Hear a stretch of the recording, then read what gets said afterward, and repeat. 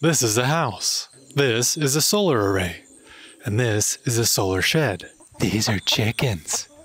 This is a cat having breakfast. Yum. And this is a modest 3.1 home theater system, with the 3 being the left, center, and right channels of this passive soundbar from Golden Ear, and the 0.1 being this Force Field 30 subwoofer, also from Golden Ear. The reason I showed you the solar array and the solar shed is because this house is 100% off-grid. Now, if you're a home theater enthusiast and you're thinking about going off-grid, or maybe you already are off-grid and you want to get a home theater system, the most important component in this system is this right here, a power conditioner, specifically the PowerQuest 707 from AudioQuest. Why?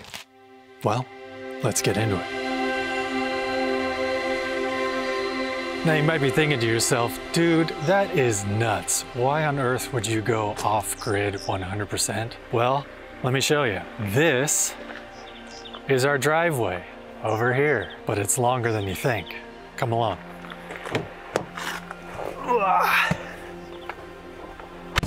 I'm going to flip it around for you so you can see.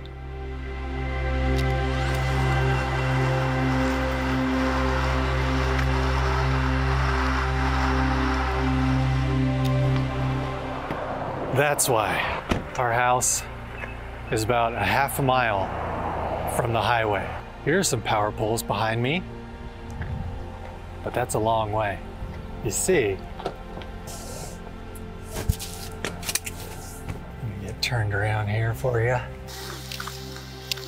In order for the electric company to actually get electricity to our house from the highway, they would have to put power poles or put power lines in the ground. Either way, it would have cost us about $200,000 to $250,000 just to get electricity to our house.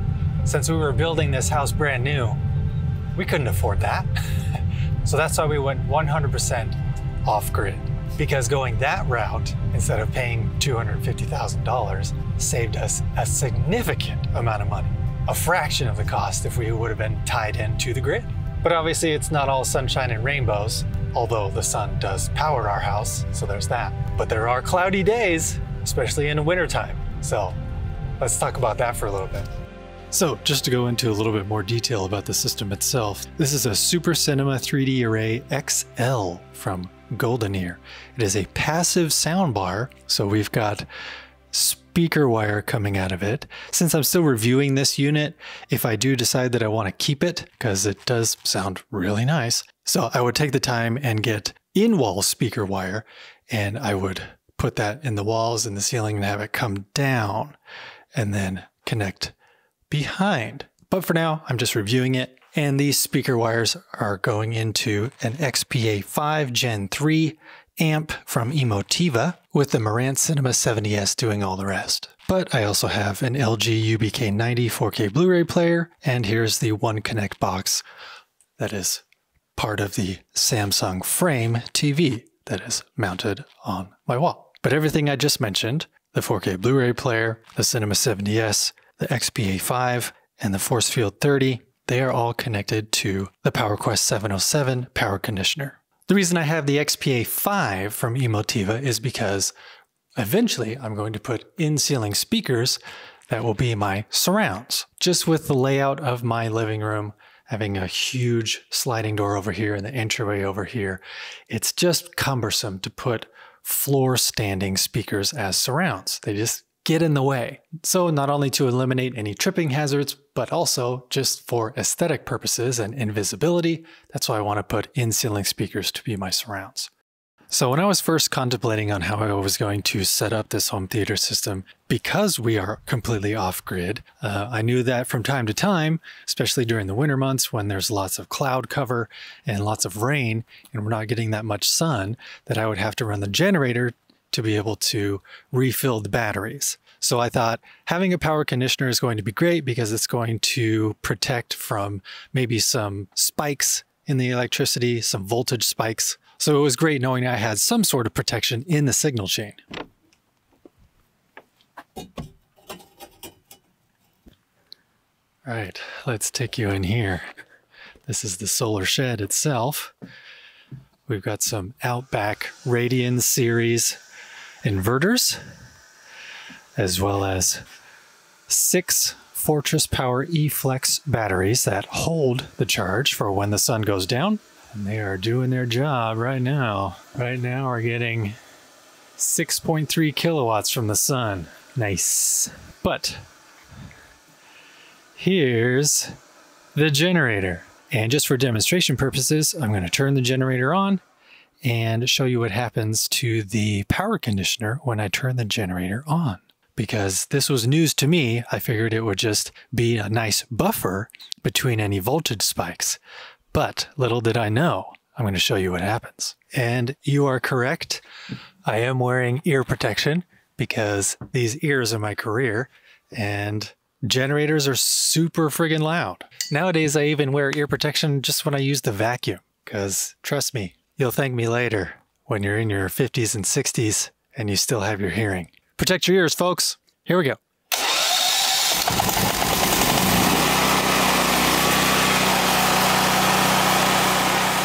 Okay, look at this. On the power conditioner, it is a red light. And you can see here it says over voltage protection. And because of that, the Cinema 70S and the XPA5 and the Force Field 30 are all off. There is no electricity getting to those components because the PowerQuest 707 is protecting them. Okay, like I said, that was just for demonstration purposes. We definitely don't need the generator on today because it's a nice sunny day. Okay, so now with the generator off, you can see that the over voltage protection light is no longer on and the protection on light is green. So we're good to go.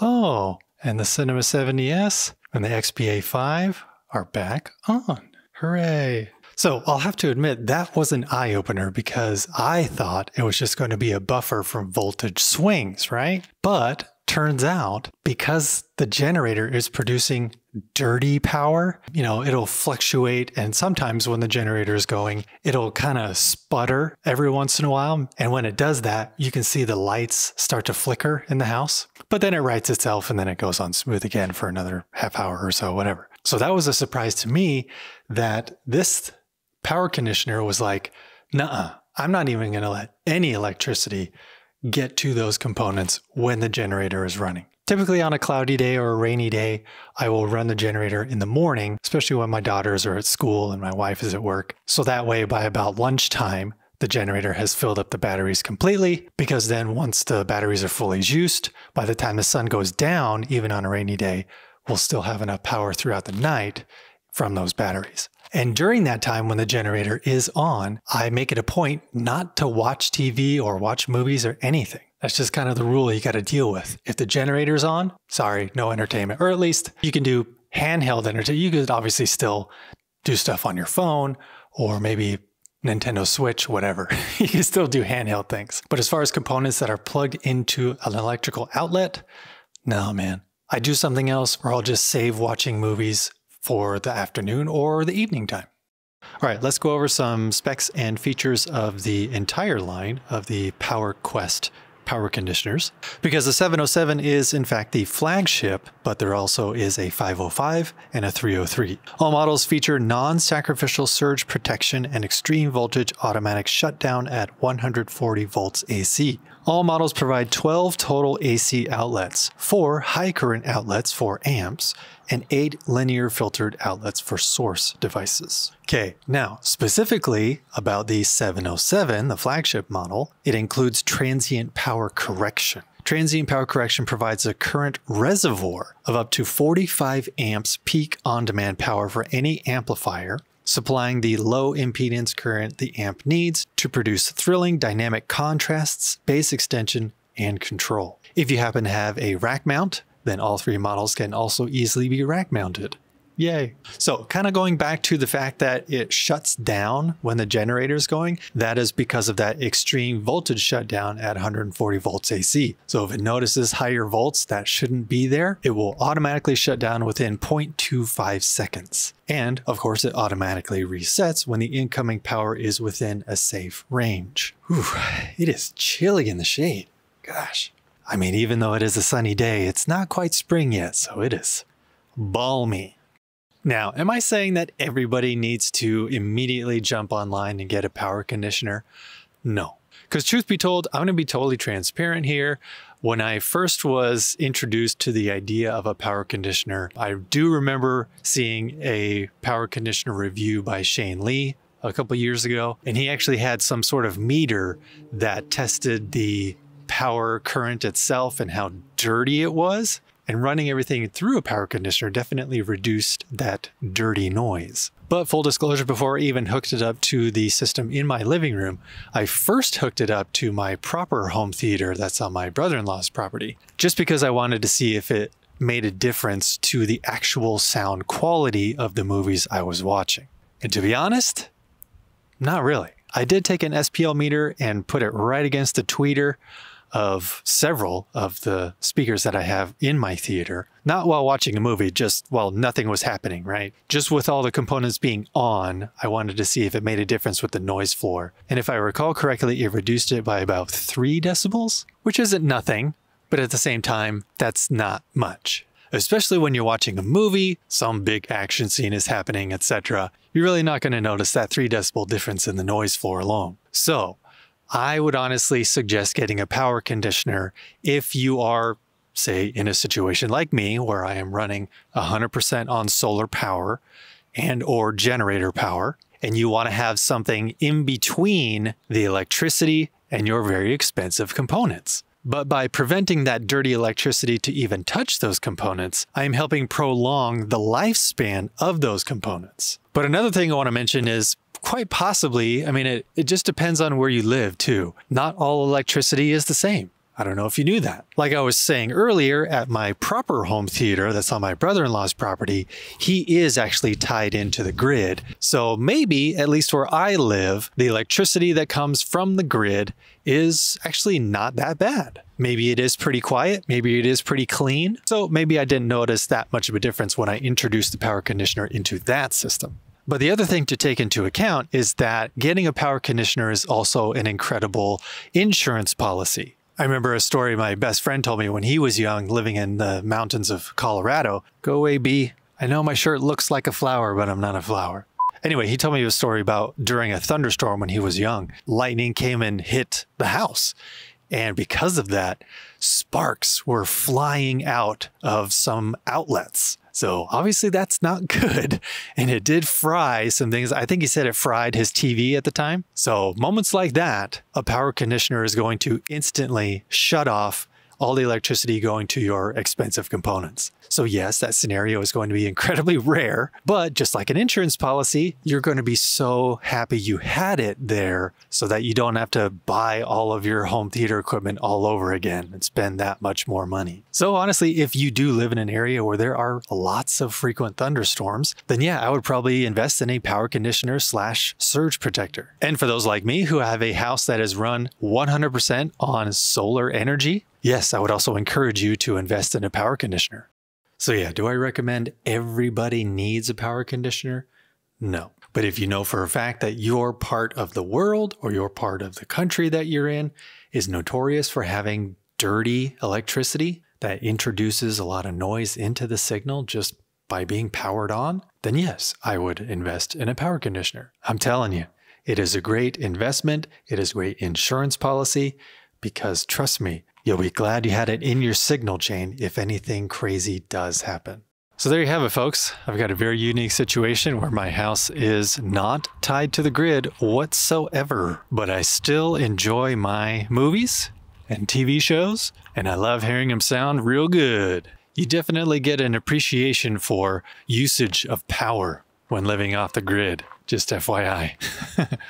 There's things that we need to do that I just didn't think of before living in this kind of situation, like needing to wait for sunny days like this to do laundry because the dryer takes up a huge amount of energy. I don't know if you knew this. Ovens are the same. Pretty much anything that generates heat requires tremendous amounts of energy to actually do their job. So yeah, it's made me appreciate that more. But also, I am kind of liking how during the summertime, after we wash our clothes in the washing machine, we actually hang our clothes to dry out in the sunlight more often now, which is actually pretty cool. So yeah, Just want to let you know that if you are a home theater enthusiast like I am, it is still possible if you are living off the grid 100%. But I would highly recommend getting a power conditioner. So there you have it, folks. As always, this world is crazy as it is, so please be kind to each other out there. Don't just watch TV and movies and have all of your components connected to a power conditioner. Experience it with really good sound. And of course, always be listening. This is the house.